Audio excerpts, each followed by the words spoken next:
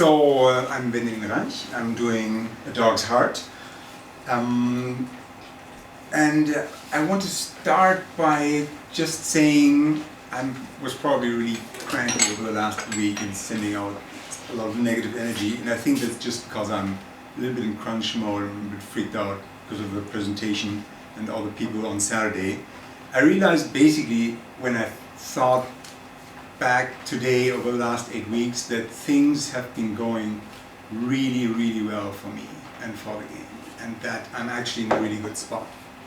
But here's a little bit of what happened. Let me just show you kind of the same stuff which you've probably already seen in the Spotlight, which Alicia released just last night, of A Dog's Heart. So now you have like a little bit of minimal interactivity. Yeah, actually, before, actually, when you clicked on her, then the hearts would come from wherever spot you clicked her, and often that was her back. Like she was pooping on us. Yeah. Let's see where she is. Where are you? Somewhere behind the trees. Oh yeah. There you go. Okay. That will have to suffice. Some time is short. So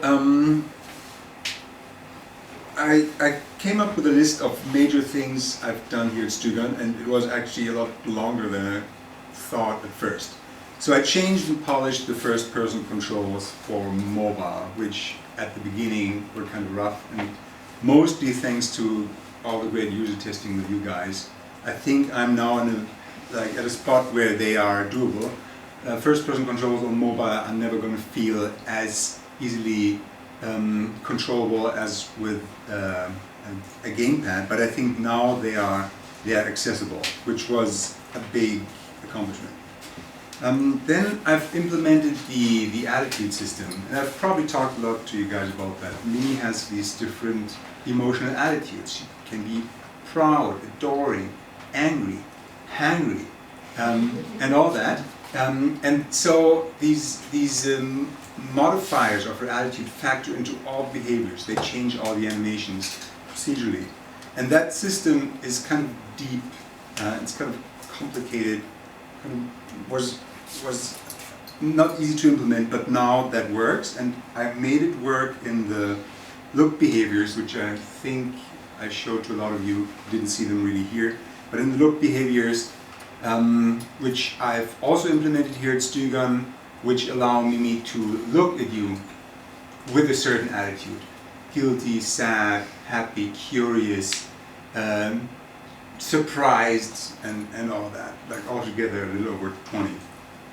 Then I started working on the stay behaviors, which is a totally different group of behaviors, where she stands, where she sits, and also where she does local displacements on the spotlight, turning around at a specific angle and all that. All that again factors into the animation system because it has to be, it has to interface with Mechanism and Unity. I did a platform pivot. I'm releasing on VR first, apparently. And I've said it on video, so it's true. Also, it turned out, I've probably told everyone by now, so nothing here is really new, that I get to make a talk at Pocket Gamer Connect Helsinki, and they took my topic and added in VR at the end. For some reason, I don't know. So apparently, I'm an expert now. First thing I did was, that's actually true, I ordered Google Cardboard to my apartment in France. I changed the key locomotion animations. So early on, I showed the game to Peter, who made this wonderful comment, like when I asked him, what do you think about the animations? And Peter said, I think they're acceptable. And that's like, you know, Peter, when he says these kinds of things, then it means they are not acceptable. So, as you could see here now, the gallop, the trot, they are not just better, but they also communicate the fact that she's a puppy. So I really tried to work on the bounciness and all that. And I did a lot of work on the model itself and changed Mimi's head. So now she looks a lot cuter, I think. But when I applied to Stugan and came here, I had the idea of finishing a vertical slice of the free roaming behavior. You're in a world with a dog and she's running around, sniffing, but also lining with you, coming to you, asking for a treat, then running back, sometimes moving her tail and all that. And I'm just not there yet, and that kind of sucks, but again, like all of you have discovered, that's how it goes. There are a lot of unexpected problems when you do game development. There are certainly not less unexpected problems when you try to create one relatively complex system, which AI is. Like, this is one interconnected system of tens of thousands of lines of code. Am I running out of time? Or I'll give you two examples.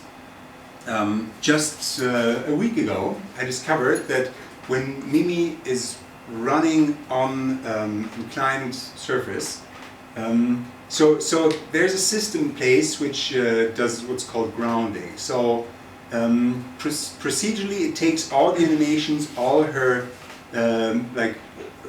her bones, and aligns them with the inclination of the surface she's running on in a way that makes physiological sense, right? So all the paws are on the ground and stuff.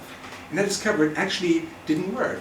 Like, the paws were intersecting with the ground, so it looked like she was moving through a swamp or something, like especially on steep hills. So I discovered that that was a basic flaw in the system I was using for that, which was based on an asset from the Unity Asset Store.